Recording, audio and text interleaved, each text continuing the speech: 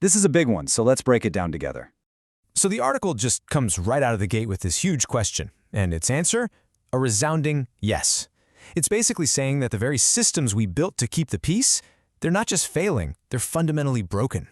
And get a load of this quote. It really lays out their whole argument. They're not just saying the UN is, slow or bureaucratic. No, they're accusing it of institutional capture. That means it's been taken over and is actually protecting the very criminals it's supposed to be prosecuting. I mean, that is a bombshell of a claim, and it really sets the tone for the rest of their argument.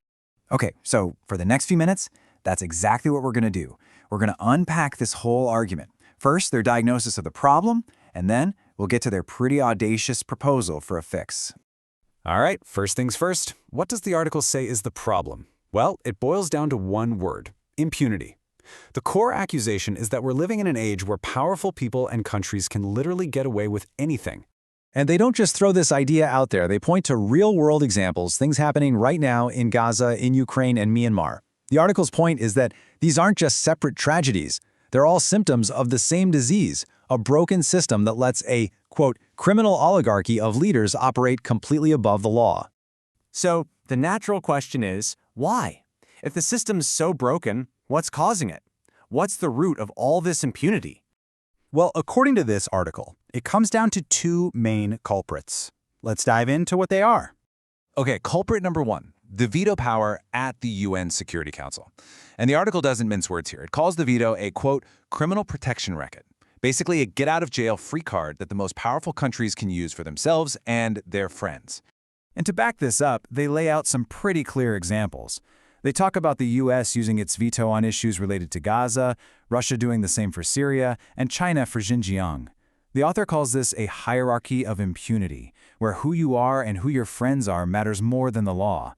All right, on to the second major culprit they identify. They call it American hegemony. The argument here is that the simple fact that the UN is headquartered in New York City fundamentally compromises its independence. It's just too much under the influence of the United States. And they point to a few specific things.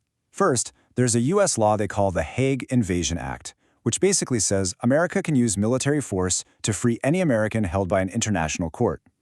Then there's visa control. The U.S. gets to decide who can and can't come to UN debates.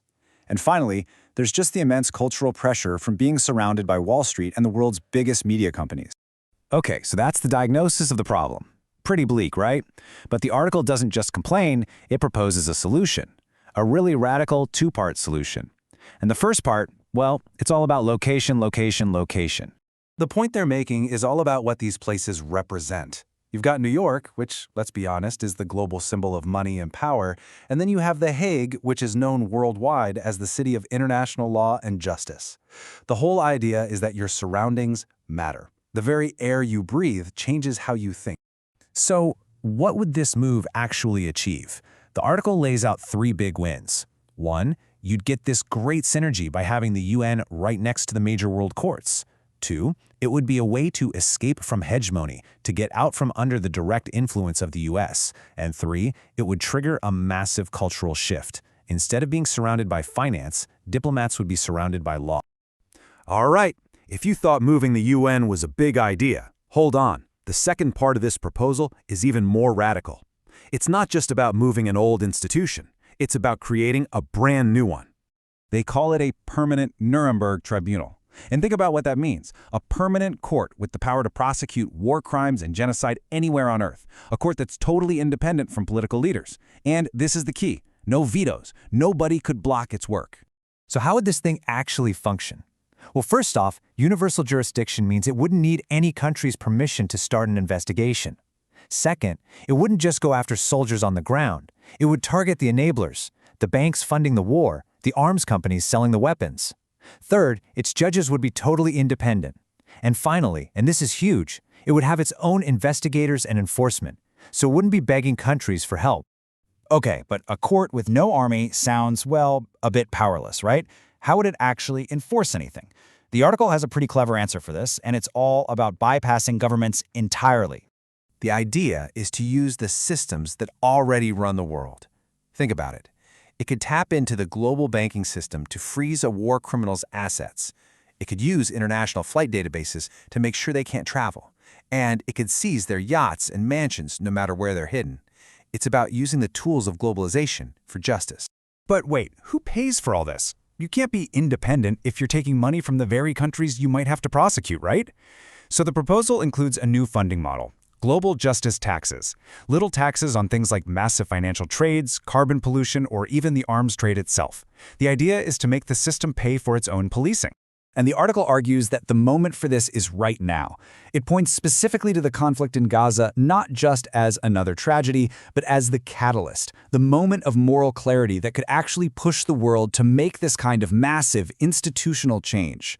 So, at the end of the day, the article's conclusion is pretty brutal. It basically says our current system isn't for us. It's been hijacked, and it's now serving criminal interests, not human interests. Which leaves us all with a pretty heavy question, doesn't it? The article frames it as a choice for humanity. Do we just accept that we're going to be ruled by international criminals forever? Or do we try to build something new, something that can actually hold the powerful to account? It really makes you think, what is the future of international justice going to look like?